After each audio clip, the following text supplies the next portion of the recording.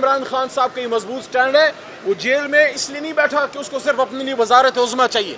عمران خان آپ سب کے لیے بیٹھا ہے کہ آئین کی بالادستی ہوگی. جس طرح سپریم کورٹ کے ماتھے پہ لکھا ہے, اندر بھی لکھا ہے کہ فَحْكُم بَيْنَ النَّاسِ بِالْعَدْلِ, کہ لوگوں کے بیچ آپ فیصلہ کرو عدل کے ساتھ. اور پارلیمان کے ماتھے پہ لکھا ہے کہ لا الہ الا اللہ محمد رسول اللہ. تو اس کے لیے عمران خان کھڑے ہیں. میں صرف ایک سیاسی کارکن یا MNA نہیں, عمران خان کی جماعت کا, تحریک انصاف کا ایک وکیل بھی ہوں ان محترم عدالتوں کا, ہائی کورٹ کے لیول تک. کل مجھے اپنے لیڈر سے ملنے تک نہیں دیا گیا.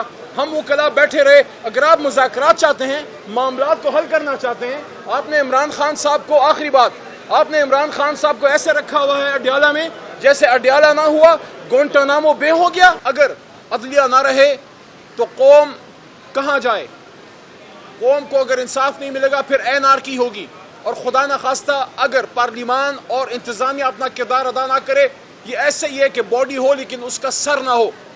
تو ثابت یہ ہوا کہ جس طرح بدن کے لیے سارے اعضاء ضروری ہیں, آنکھ ضروری ہے, کان ضروری ہے, دماغ ضروری ہے, اسی طرح جس طرح ایک گاڑی کے انجن کے لیے سب کل پرزے ضروری ہیں. لیکن جب ایک پرزہ کام خراب کر دے, کسی دوسرے پرزے کا کام کوئی پرزہ نہیں کر سکتا. آنکھ کان کا کام نہیں کر سکتا اور ہاتھ ٹانگوں کی ڈیوٹی نہیں دے سکتی. اسی طرح جب ایک ادارہ اپنے حدود سے تجاوز کرے گا, آپ کا سسٹم ڈس بیلنس ہوگا, اس میں نقصان ہوگا. اور یہی ہوگا جو 6 ججز صاحبان نے آپ کو پوسٹ مارٹم کر کے دے دیا ہے کہ یہ آپ کی پوسٹ مارٹم رپورٹ ہے, یہ آپ کی ایکس-رے رپورٹ ہے. عمل کرنا ہے, ملک کو ٹھیک کرنا ہے تو کر لو, نہیں ہے ایسے چل تو ویسے بھی رہا ہے. اب ادارے بذات خود کچھ نہیں ہوتے, ادارے انسانوں سے بنتے ہیں. لیکن انسانوں کا عمل اداروں کی عزت بڑھاتا ہے یا کم کرتا ہے؟ اگر کوئی شخص اس جوڈیشری میں, جس کے ہم پروٹیکٹرز ہیں بطور وکیل, میں پہلے وکیل تھا اس کے بعد سیاسی کارکن بنا ہوں, میرے ساتھ عامر ڈوگر صاحب چیف وپ کھڑے ہیں, یہ نسل در نسل سیاست میں ہیں. ان کے والد محترم بھی انہی پارلیمانوں میں رہے, یہ بچے تھے جب والد صاحب کے ساتھ, یہ کوئی نئی بات نہیں ہے ان کے لیے. لیکن ہم پہلے اس آئین کے پروٹیکٹر ہیں بطور وکیل, پھر سیاسی کارکن ہیں. لیکن اگر اس جوڈیشری میں جسٹس کارنیلیس بھی رہے ہیں, لیکن یہاں کچھ جسٹس منیر صاحبان, اللہ سب کی مغفرت فرمائے, وہ بھی رہے ہیں, تو کیا کسی غلط جج کے کسی عمل کی وجہ سے جوڈیشری کو بدنام کیا جائے؟ اسی طرح ہم یہ بھی کہتے ہیں اگر حساس ادارے میں سے لوگوں نے تجاوز کیا ہے تو ہم حساس ادارے کا نہیں, لیکن ان لوگوں کا احتساب ہونا چاہیے جن کی وجہ سے ان اداروں پہ حرف آتا ہے. اسی لیے عمران خان صاحب کا یہ مضبوط سٹینڈ ہے. وہ جیل میں اس لیے نہیں بیٹھا کہ اس کو صرف اپنے لیے وزارت عظمیٰ چاہیے. عمران خان آپ سب کے لیے بیٹھا ہے کہ آئین کی بالادستی ہوگی. جس طرح سپریم کورٹ کے ماتھے پہ لکھا ہے, اندر بھی لکھا ہے کہ فَحْكُم بَيْنَ النَّاسِ بِالْعَدْلِ, کہ لوگوں کے بیچ آپ فیصلہ کرو عدل کے ساتھ. اور پارلیمان کے ماتھے پہ لکھا ہے کہ لا الہ الا اللہ محمد رسول اللہ. تو اس کے لیے عمران خان کھڑے ہیں. ہم ایک بار پھر کہنا چاہتے ہیں, سپریم کورٹ کو درخواست کرتے ہیں کہ آپ اس پہ مضبوط فیصلے دیجئے. قوم آپ کو اپنے سر اپنے پلکوں پہ بٹھائے گی.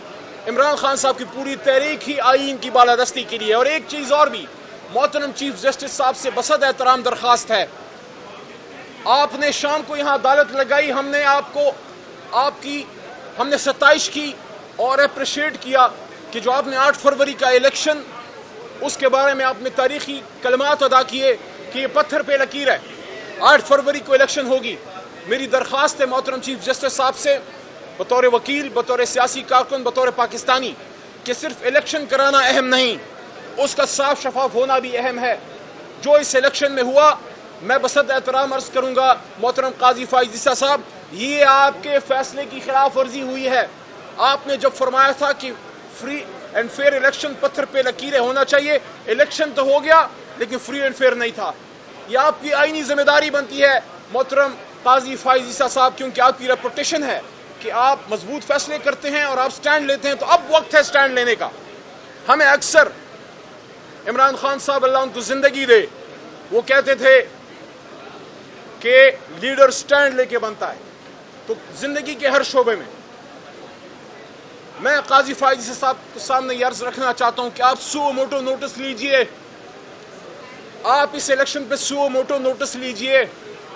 میں اپنی پارٹی کی قیادت سے بھی درخواست کروں گا, اور میں نے یہ مدعا رکھا ہے, اور آج ہماری کور کمیٹی کی میٹنگ میں دوبارہ یہ مدعا رکھوں گا کہ پارٹی 184(3) میں یہاں آئے اور سپریم کورٹ کو درخواست کرے اور ہم کریں گے انشاءاللہ کہ سپریم کورٹ اس الیکشن پہ سو موٹو نوٹس لے کے اسی طرح جس طرح 2014 میں 4 حلقوں پہ جوڈیشل کمیشن بنا تھا، کیونکہ سپریم کورٹ ایڈجوڈیکیٹو فورم بھی ہے اور انکوزیٹورل بھی ہے، تو جس طرح آپ نے آج سے 10 سال پہلے ایک جوڈیشل کمیشن بنایا اور اس نے انویسٹیگیٹ کیا اس الیکشن کو، جہاں بات صرف 4 حلقوں کی تھی، یہاں بات 250 حلقوں کی ہے، اور یہاں بات سپریم کورٹ کے فیصلے کے خلاف جانی کی ہے. کیونکہ میری بات آئینی ہوگی، میری بات غیر جذباتی ہے، میری بات بہت سمجھ بوجھ سے اپنی طرف سے یہ بات کر رہا ہوں کہ آرٹیکل 190 کے تحت، امید ہے آپ کی توجہ اب بھی میرے ساتھ ہوگی 1 منٹ اور، آرٹیکل 190 کے تحت اور آئین کی بنیادی شقوں کے تحت پاکستان کا ہر ادارہ، چاہے وہ سول آرم فورسز ہو، حساس ادارہ ہو، سویلین گورنمنٹ ہو، کوئی بھی ادارہ ہو، سپریم کورٹ کے فیصلے کی سپورٹ میں اس کے پیچھے کھڑے ہوں گے. جب سپریم کورٹ نے آزاد شفاف الیکشن کا حکم دیا، کس قانون کے تحت، کس آئین کے تحت اس فیصلے کو ایگزاسٹ نہیں ہونے دیا گیا، لیٹر اینڈ اسپرٹ میں امپلیمنٹ نہیں ہونے دیا گیا. جب کمشنر راول پنڈی نے وہ باتیں کی، کیا وہ اپنے آپ سے بول رہا تھا؟ جب لوگوں کے ہاتھوں سے کاغذات چھینے گئے، وہ کس قانون کے تحت؟ جب لوگوں کو اغوا کیا گیا، وہ کس قانون کے تحت؟ میری جماعت کا opposition leader Omar Ayub campaign نہیں کر سکا، مردان کے میرے لیڈر عاطف خان صاحب کمپین نہیں کر سکے، میرے دائیں طرف عامر ڈوگر صاحب ہیں، ان سے پوچھئے کتنے مہینے کمپین کی، آخری ہفتہ ایک نکلے ہوں گے. میں ہمیشہ مہینہ ایک کمپین کرتا تھا، صرف 14-15 دن نہ نکل سکا اپنے مردان میں. میرا سوال ہے کہ ہم تو پھر بھی نکلے، بہت سے لوگ نکل ہی نہیں سکے. جو لوگوں کی چادر چار دیواری کا تقدس پامال کیا گیا، آج بھی خواتین، علی حمزہ صاحبہ جیسی اور ڈاکٹر یاسمین راشد 85 سالہ خاتون، جو فخر ہے ہماری نہ صرف پی ٹی آئی کا بلکہ لاہور اور پورے پاکستان کا، ان جیسے لوگوں کو جب الیکشن میں حصہ ہی نہیں لینے دیا گیا، جب ان کے کیمپس ہی نہیں لگنے دیے گئے. تحریک انصاف کا آج بھی لاہور میں، پنجاب میں کوئی آفس ورکنگ پراپر نہیں ہے. تحریک انصاف جو ملک کی سب سے بڑی جماعت ہے، چیف جسٹس صاحب، ہمیں آفس نہیں کھولنے دیا جا رہا، ہم جلسہ نہیں کر سکتے، ہم پیسفل پروٹیسٹ نہیں کر سکتے. تو یہ کس نے آپ کے فیصلے کی خلاف ورزی کی ہے؟ اس لیے درخواست ہے آپ سو موٹو نوٹس لیں.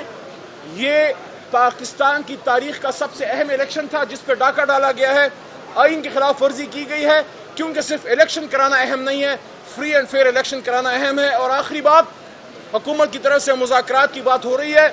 ہم جمہوری لوگ ہیں، عامر بھائی ہمیشہ پالیٹکس کی بات کرتے ہیں، سیاسی ایشوز پہ ان کی بڑی نظر ہے. ہم سب چاہتے ہیں کہ ان مسائل کا حل سیاسی انداز میں نکلے. ہم مذاکرات صرف سیاسی فورسز سے کریں گے، یہ کلیئر ہو جائے. آئین کے پیرامیٹر کے اندر پارلیمنٹ میں انشاءاللہ اگر کوئی مس انڈرسٹینڈنگ اسٹیبلشمنٹ سے ہے وہ دور ہو سکتی ہے، لیکن مذاکرات صرف اور صرف سیاسی فورس سے جو آئین کے اندر ہے. لیکن نقطہ یہ ہے کہ آپ نے مذاکرات صرف وقت پاس کرنے کے لیے اور اپنے آپ کو لیجیٹیمیسی دینے کے لیے کرانے ہیں، یا آپ نے مذاکرات اس لیے کرنے ہیں کہ ملک کے مسائل کا حل نکلے. آخری بات، اگر حکومت مذاکرات میں سنجیدہ ہے تو پہلے عمران خان صاحب کو رہا کیا جائے، ان کی رہائی کے لیے بنیادی اور ٹھوس اقدامات لیے جائیں، اور ساتھ ساتھ باقی اسیران کی رہائی اور مینڈیٹ کی واپسی کا روڈ میپ. اگر آپ یہ سٹیپس لیتے ہیں تو ہم یہ سمجھیں گے کہ جو آفر زرداری صاحب کی طرف سے آئی یا رانا ثناء اللہ صاحب کی طرف سے آئی یا اور نون لیگ کے یا پیپلز پارٹی کے محترم لیڈران کی طرف سے آئی ہے، وہ صرف آفر نہیں ہے، وہ عمل کے لیے ہے. کیونکہ بظاہر تو ایسا لگ رہا ہے کہ آپ صرف بات کر رہے ہیں، اس کے پیچھے عمل نہیں ہے. اور یہ بھی سوال ہے کہ جو مذاکرات کی آفر آپ کر رہے ہیں، کیا حکومت با اختیار ہے اپنے فیصلے امپلیمنٹ کرانے میں؟ اور اگر آپ مذاکرات کی بات کر رہے ہیں تو ماحول تو بنائیں. میں صرف ایک سیاسی کارکن یا ایم این اے نہیں، عمران خان کی جماعت کا، تحریک انصاف کا ایک وکیل بھی ہوں ان محترم عدالتوں کا، ہائی کورٹ کے لیول تک.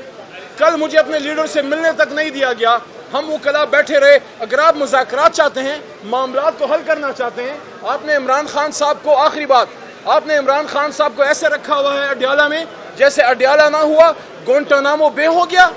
کیا اڈیالہ پہ آئین پاکستان کا عمل درآمد نہیں ہے؟ اگر آپ چاہتے ہیں کہ مذاکرات کامیاب ہوں تو آپ کا عمل ثابت کرے گا، آپ کا گفتار ثابت کرے گا کہ آپ کیسا، کتنا کوئی فیوریبل ماحول بناتے ہیں. بہت شکریہ. جتنے معاملات ہیں پہلے ہی آپ کے پاس آئین میں بہت اختیار ہے، بات عمل کرنے کی ہے. وہ کہتے ہیں نا کہ واک دا ٹاک، جو بات کرتے ہیں وہ قرآن میں بھی ہے کہ تأمرون الناس بالبر وتنسون انفسکم وانتم تتلون الکتاب افلا تعقلون. آپ جو اچھی بات کرتے ہیں اس پہ عمل کیوں نہیں کرتے؟ آپ تو قرآن پڑھتے ہیں، عقل سے کام کیوں نہیں لیتے؟ تو آلریڈی موجود قوانین ہیں، اس پہ عمل ہو سکتا ہے، اس سے معاملات ٹھیک ہو سکتے ہیں، لیکن اگر ادارہ جاتی ریفارم کے لیے قانون سازی کی ضرورت ہے، معاملات کو ٹھیک کرنے کے لیے مزید قانون سازی کی ضرورت ہے، تو پارلیمنٹ کا کام ہی قانون سازی ہے، اور پاکستان کے معاملات کو ٹھیک کرنے کے لیے ہم ہر وہ قانون سازی کریں گے جس سے معاملات بہتر ہو۔